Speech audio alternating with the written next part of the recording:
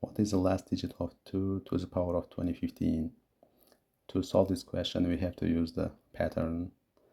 We have to start with the small powers of 2, and we have to focus only on the last digits. So 2 to the power of 1 equals 2. The last digit is 2. 2 to the power of 2 equals 4. Last digit is 4. 2 to the power of 3 equals 8. Last digit is 8. 2 to the power of 4 equals 16. Last digit is 6. 2 to the power of 5 equals 32. We can see that it's repeating again. So the next one will be 64 or 8, 6.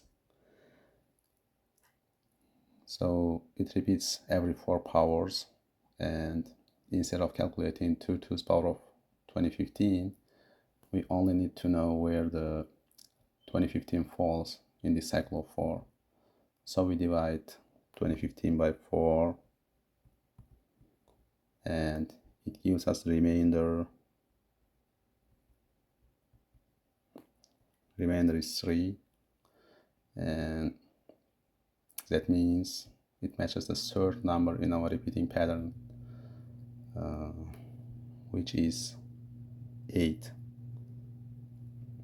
So the last digit of 2 to the power of 2015 is 8.